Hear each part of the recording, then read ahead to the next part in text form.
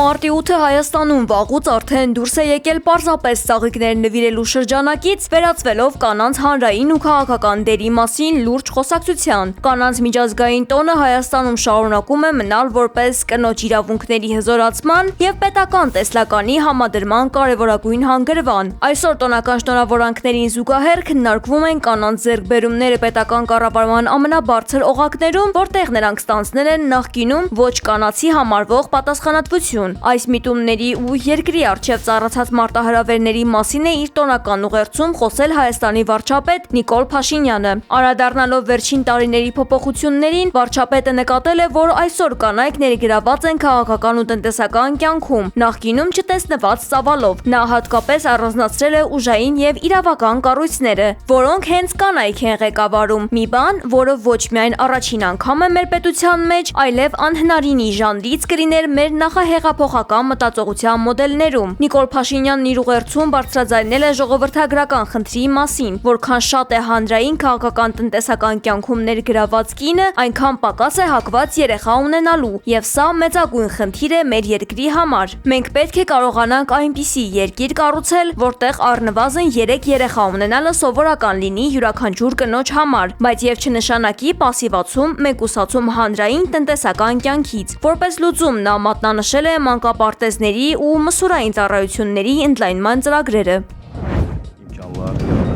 Ադրբեջանի արտգործնախարար Ceyhun Bayramova թուրքական պետությունների կազմակերպության նիստում հայտարարել է, որ Հայաստանի հետ հարաբերությունների կարգավորման գլխավոր նախապայմանը Հայաստանի Հանրապետության Սահմանադրության փոփոխությունն է։ Բաքուն պնդում է, որ մայրօրենքից պետք է հեռացվեն այսպես կոչված տարածքային նկրտումներ պարունակող ձևակերպումները տարածաշրջանում տևական խաղաղություն հաստատելու համար։ Իր ելույթում նախարարը լուրջ մտահոգություն է հայտնել նաև Մերձավոր Արևելքի իրադարձությունների և Թուրքիայի ու Նախիջևանի ուղղությամբ ենթադրյալ հարձակումների վերաբերյալ։ Այս հայտարարությունը հերթական անգամ փաստում է, որ Ադրբեջանը փորձում է միջամտել Հայաստանի ներքին իրավական դաշտին, այն դարձնելով քաղաքական սակարկությունների առարկա։ Նման պահանջների առաջադրումը կասկածի տակ է դնում Բաքվի իրական պատրաստակամությունը առանց նախապայմանների հասնելու վերջնական համաձայնության։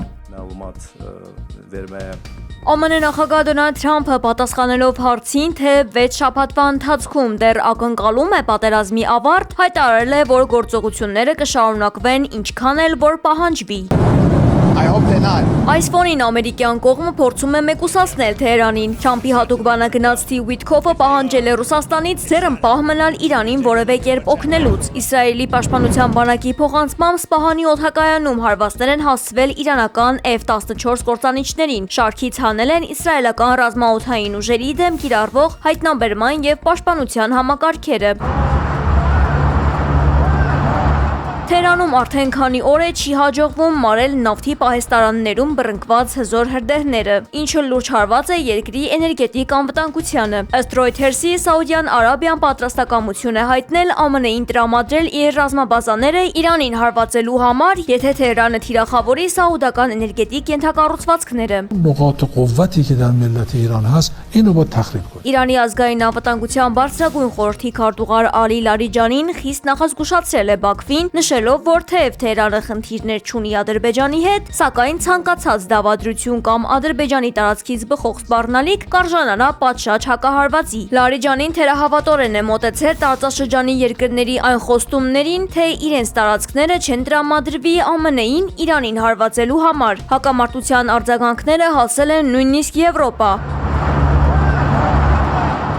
Պայթյուն է որոտացել Նորվեգիայում ԱՄՆ դեսպանատան մոտ։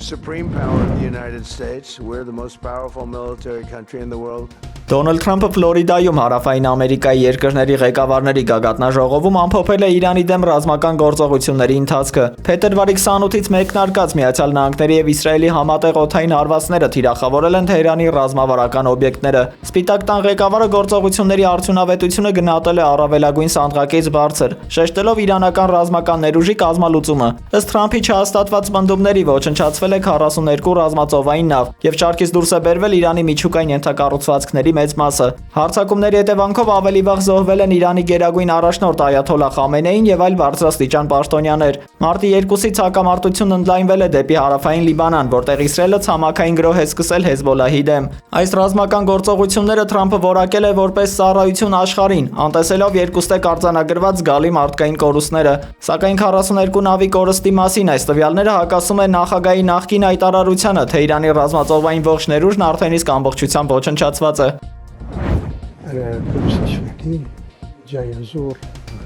Արաբական Միացյալ Էմիրությունների նախագահ Մոհամմեդ բին Զայեդ Ալ Նահյանը հայտարարել է երկրի փաստացի պատերազմական իրավիճակում գտնվելու մասին։ Այս ուղերձը հնչել է Sky News Արաբիայի եթերում Մերձավոր Արևելքում իրադարձության ծայրահեղ սրման պայմաններում։ Նախագահը խոստացել է ապահովել բնակչության պաշտպանությունն ու ճգնաժամից դուրս գալ ավելի հզորացած։ Նման հայտարարության առիթ է դարձել Էմիրությունների, Բահրեյնի եւ Կատարի տարածքում իրանական հրթիռների եւ անօդաչուների արձակումները։ Երկրի ղեկավարը բարձր է գնահատել զինված ուժերի պատրաստվածությունը պետության անվտանգության պահպանման գործում։